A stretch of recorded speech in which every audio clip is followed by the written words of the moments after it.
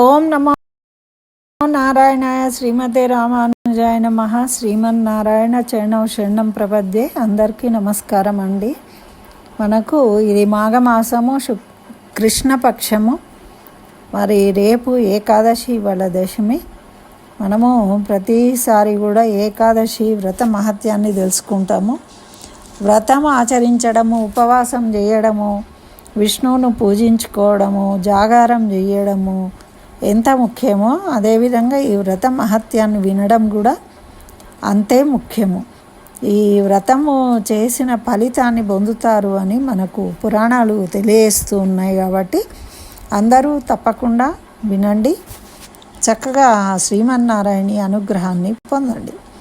ఇప్పుడు ఈ వ్రత కథను విందాం. పాండవులలో ధర్మరాజు శ్రీకృష్ణ భగవానుణ్ణి ఈ విధంగా అడుగుతున్నాడు. హే వాసుదేవ, మాఘమాసంలో కృష్ణపక్షంలో వచ్చే ఏకాదశికి ఏమని పేరు? దాని వ్రత విధానం ఏంటిది? నాయందు దయ ఉంచి తెలుపుము అని కోరిండు. అప్పుడు శ్రీకృష్ణుడు ధర్మరాజుతో ఈ విధంగా పలుకుతున్నాడు. యుధిష్ఠిరా, పూర్వము ఒకసారి నారదుడు బ్రహ్మతో ఈ మాఘమాసంలో కృష్ణపక్షంలో వచ్చే ఏకాదశిని ఏమంటారో దాని వ్రత విధానాన్ని, దాని గూర్చి, దానివల్ల కలిగే పుణ్యఫలాన్ని గూర్చి నాకు తెలుపవలసింది అని కోరిండు.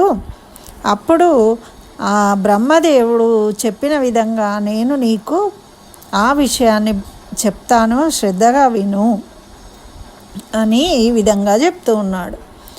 బ్రహ్మ చెప్తూ ఉన్నాడు అన్నమాట. నారద, ఈ వ్రతం చాలా ప్రాచీనమైనది, పవిత్రమైనది, పాపనాశకమైనది. ఇది రాజులకు రాజ్య ప్రదానము చేస్తుంది. ఇందుకు కొంచెం కూడా సందేహం లేదు. త్రేతాయుగంలో శ్రీరాముడు లంకపై దండయాత్రకు వెళ్ళుటకు సముద్రపు ఒడ్డునకు చేరాడు. అప్పుడు సముద్రము దాటుటకు ఉపాయమేమీ తోచలేదట. శ్రీరాముడు లక్ష్మణునితో సుమిత్రానందన, అత్యంత అగాధమైన ఈ సముద్రాన్ని దాటడానికి ఉపాయమైన ఉన్నదా? ఎట్లా దీనిని దాటగలము అని అడిగాడట. అప్పుడు లక్ష్మణుడు, హే ప్రభు, మీరే ఆదిదేవులు మరియు పురాణ పురుషోత్తములు, తమకు తెలియనిదేమున్నది? ఇక్కడకు అర్ధయోజనం దూరంలో కుమార ద్వీపము అనేది ఉన్నది. అక్కడ ఒక దాల్భ్య అను పేరు గల ఒక ముని ఉన్నాడు. మనము ఆయన వద్దకు వెళ్ళి ఆయనను ఏదైనా ఉపాయం ఉపదేశించమని ప్రార్థిద్దాము అన్నాడట. అప్పుడు శ్రీరాముడు ఆ మహాముని బకదాల్భ్య ముని ఆశ్రమానికి వెళ్ళి మునికి నమస్కరించాడట. ముని ప్రసన్నుడై వీరిని ఆహ్వానించి వచ్చిన కారణం ఏంటిది అని అడిగాడట. అప్పుడు శ్రీరాముడు ఈ విధంగా అడుగుతూ ఉన్నాడు. బ్రాహ్మణోత్తమ, లంకపై నేను దండెత్తడానికి సేనా సహితంగా సముద్రపు ఒడ్డుకు చేరాము. ఏ విధంగా సముద్రమును దాటవలనో తెలియడం లేదు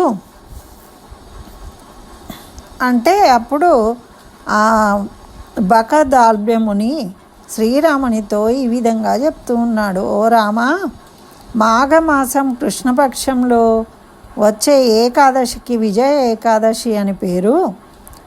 ఆ వ్రతం చేయుము, తప్పక విజయం లభిస్తుంది. దాని వ్రత విధానం చెప్తాను, విను అని ఈ విధంగా చెప్తూ ఉన్నాడు. దశమి రోజు బంగారము, వెండి, ఇత్తడి మరియు మట్టితోనైనా ఒక కలశాన్ని స్థాపించి దాని నీటిలో చిగురుటాకులు వేసి దానిపై నారాయణుని విగ్రహాన్ని ఉంచి స్థాపించి ఏకాదశి నాడు ప్రాతకాలంలో స్నానాధికాలు పూర్తి చేసుకొని తిరిగి కలశ స్థాపన చేసి దాని ముందర కూర్చుని పూలు, గంధము, అక్షంతలు వక్కలు, కొబ్బరికాయ మొదలైనవి నైవేద్యం చేసి ధూప దీప నైవేద్యములు చేయాలి. కలశం ముందర కూర్చుని వ్రత కథలతో రోజంతా గడపాలి. అఖండమయ కొరకు నెయ్యితో దీపం పెట్టాలి. తర్వాత ద్వాదశి నాడు సూర్యోదయం కాగానే ఆ కలశమును ఏదైనా జలాశయం సమీపంలో స్థాపించి విధిపూర్వకంగా పూజ చేసి వేద్యుడైన బ్రాహ్మణునికి ప్రతిమ సహితంగా ఇంకా పెద్ద పెద్ద దానాలు చేయగలిగిన శక్తి కొలది దానాలు చేయాలి. శ్రీరామ, మీ సేనాధిపతితో కలిసి ఈ విధితో ప్రయత్నపూర్వకంగా విజయ ఏకాదశి యొక్క వ్రతం చేయి, దీంతో నీకు విజయం చేకూరుతుంది అని తెలియజేసినాడు. ఈ విధంగా బ్రహ్మ పలికాడు, ఓ నారద, ఈ విధంగా ముని ఆజ్ఞానుసారము విజయ ఏకాదశి వ్రతం చేసి శ్రీరాముల వారు యుద్ధంలో రావణుని వధించాడు, లంక మీద విజయాన్ని సాధించాడు, మరియు సీతాదేవిని పొందాడు. కుమార, ఎవరు ఈ వ్రతమును చేయుదురో వారికి ఈ లోకంలో విజయం లభించుటేగాక స్వర్గలోకము అక్షయంగా లభిస్తుంది అని బ్రహ్మదేవుడు నారదుడికి చెప్పాడు అని భగవాన్ శ్రీకృష్ణుడు ధర్మరాజుకు ఉపదేశించి, యుధిష్ఠిరా, ఈ కారణాన విజయ ఏకాదశి యొక్క వ్రతాన్ని చేయాలి. ఎవరు ఈ వ్రత కథను వింటారో చదువుతారో వారికి వాజపేయ యజ్ఞఫలం లభిస్తుంది అని శ్రీకృష్ణ భగవానుడు ధర్మరాజుకు ఈ వ్రత మహత్యాన్ని తెలియజేసిండు. కాబట్టి అందరూ ఈ ఏకాదశి రోజు ఉదయమే ప్రాతకాలంలో సూర్యోదయానికి ముందు స్నానం చేసి చక్కగా విష్ణుదేవుని పూజించుకొని అర్చించుకొని ఉపవాసాన్ని చేస్తూ ఈ వ్రత మహత్యాన్ని విన్నట్టయితే వారికి ఈ ఏకాదశి వ్రత మహత్యం వల్ల, ఆ పుణ్యఫలం వల్ల వారు కోరుకున్న విషయములలో విజయాన్ని పొందుతారు, వాళ్ళ కోరికలన్నీ నెరవేరుతాయి అని మనకు పురాణాలు తెలియజేస్తూ ఉన్నాయి, పెద్దలు చెప్పారు. కాబట్టి అందరూ దీన్ని వినండి. శ్రీ మహావిష్ణువుకు నమస్కరించుకొని అక్షంతలు వేసుకొని చక్కగా ఉపవాసాన్ని శాయశక్తులా దీన్ని వ్రతాన్ని ఆచరించండి. స్వస్తి. సర్వం శ్రీకృష్ణ చరణారవిందార్పణమస్తు.